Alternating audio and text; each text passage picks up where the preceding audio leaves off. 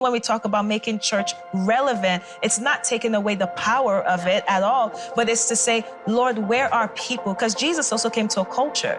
You know, he met people in the time they were in. He came into their culture and he was effective to their culture. And because if Jesus came in this generation, he may not have started at 30. He needed to start at 30 because of the culture. And I also think about digital discipleship because we grew up without, social media and all that stuff. So on one hand, for the people who are walking into the building, you have to model discipleship. That's why I love what you said. Because even when I went to your church, I think Henry, your husband, had to point out who your kids were before I knew who they were. So you see that there was no separation between the family and the volunteers. There was no separation at all. And that was so beautiful to me. But when you come into talking about Gen Z, and they're growing up with social media, and so digital discipleship now becomes very key. And so I think that also takes a lot of intentionality, because when you say nothing hidden, how do you do that on social media, right? And people need to see, people need to recognize that, okay, you have integrity, your marriage is healthy. And if there's something going on, maybe you're talking about it, you're open about your flaws and how you're growing. But I think that sometimes what people are seeing more of when they think about Christianity is the abuse of grace. So it is the embrace of weakness, but weakness as a defeat, right? And so when you think about someone like Paul, who said, you know what, there was this thing, there was a thorn in my flesh. I asked the Lord to take it away. He didn't take it away. He said, my grace is sufficient for you. And what that tells me is that whatever the thorn was, it never slowed down his effectiveness. It never caused him to compromise. It didn't make him less integrous. So it didn't change what God was working in him. And so that's grace. And so when I talk to, because I have a huge heart for Gen Z, but when I talk to them, there is this idea that I could do whatever and God would just forgive me because God knows I'm weak. And I'm like, that was never the design of weakness. It was to say, okay, this is a place where I remember and I recognize that I need the strength of God. Not because my weakness gives me the excuse to do whatever. I can't help it. I can't help it. And so I think intentional messaging that has to come out from the church. There's more intentional teaching and not just encouraging people where they are, but to actually speak messages that would challenge, bring repentance, and bring transformation. And so we have to be extremely intentional from a digital discipleship place, that if you never walked into our buildings, if you never had a one-on-one with us, based on what you see, what is your perception? Very good. And I do believe when perception of the church becomes the heart of Jesus, we're going to see a change in that. And I love that so much. And I'm so glad you're saying yes to that, because I think there is a line in the sand right now between the digital discipleship and you have to come into my building and then you get to experience me. And I am personally, and this is something I can say with authority because I've spent the last 6 years building a community online that I am passionate about and helping people. I'm a church girl through and through, but I have this part of me that is like, my mom got radically saved watching Billy Graham in a hotel room, and she gave her life to Christ, and that was her starting point, was not walking to a church building, but turning on the TV. And I have this big, deep desire that says on their phone, we can beat that to them. And I think there's this part of the church that's like, well, that's not real. Like, that's not real. And I want to say, no, actually, it's happening. It is happening. It's happening, and it's not going anywhere. And so the part that you're dismissing and saying, well, we'll make our churches better.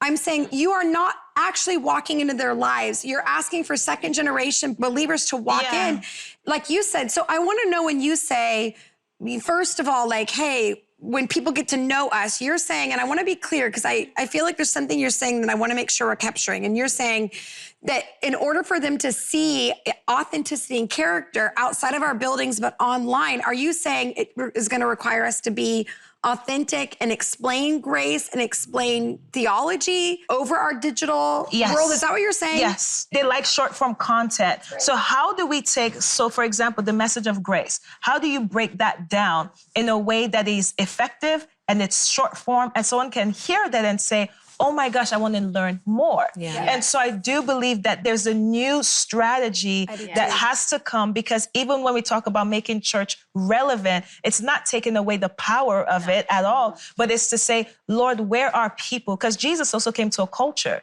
You know, he met people in the time they were in. He came into their culture and he was effective to their culture. And because if Jesus came in this generation, he may not have started at 30. He needed to start at 30 because of the culture. And so I do believe that there is a place where we cannot be spiritually lazy and put everything on God will move, because if they're not coming into the building, how do we meet them where they are? When God called me to Facebook, for the longest time, I was like, Lord, why did you call me? Like, I know there are people who have been working in social technology in the church their whole career. I haven't. And God said to me, I'm calling you to Facebook because you have a heart for ministry. And I need you to equip my church because I'm doing a new work. And so as a pastor, my lens is, all right, how can this tool create disciples? And even the term digital discipleship, I was like, that's what God is calling us to do. And so many churches have this paradigm of what church is, has become so building centric that we have missed. You know, we've been talking about all week about the signs and the wonders and the miracles. When the pandemic happened, February 4th, 2020, I was on a plane flying over to London. And this is when COVID was just starting to spin up. And my husband said to me, be careful, because, there's this COVID thing out there. Barna Research Institute had released a study the day before, February 3rd, 2020, about the 2020 state of the church. I'm flying to London to keynote a digital ministry conference. And there was a list in the report, the top concerns on pastors' minds. It was 22 concerns, ordered chronologically. Number 1 was the biggest concern. Number 22 was the least. Number 21 on the list was a concern with disruptions to the traditional model of church. Number 22. Oh my gosh. Number 22 was a concern with trends in digital technology. This is February 4th, 2020. Now, I've been literally flying all over the world, speaking at conferences about digital discipleship. Who would have known that just 2.5 weeks later, every church on earth would have had to close its doors. But what's amazing is even after 18 months, so many have said, I can't wait to go back. I can't wait to go back to the building. And in my mind, I've been thinking, God has literally given us an opportunity to discover that he is moving in a new direction that he's been moving in for decades. But we're so focused on the place. But Jesus' life, that's why I love what you just said. I've searched the scriptures and I'm like, all right, did Jesus put his name on a building? Did Jesus say, I have this parable that I want to share, but you got to come to the temple? I'm like, where did that come from? And God is saying, no, I'm calling you to go where the people are, because that's what Jesus did. He always went where the people were. He healed where the people were. Matthew 4:19, when he's gathering up the disciples, he said, come follow me and I will send you out to fish for men. But instead of being fishers of men, we're now keepers of fish bowls, right? It's like, come in the bowl. And that's where we'll minister to you. But the young people aren't coming into the bowl. They're not. But they're here. They're here. And they're here. I believe it's literally an evangelistic movement that if we could stop judging it and actually see it as a vehicle.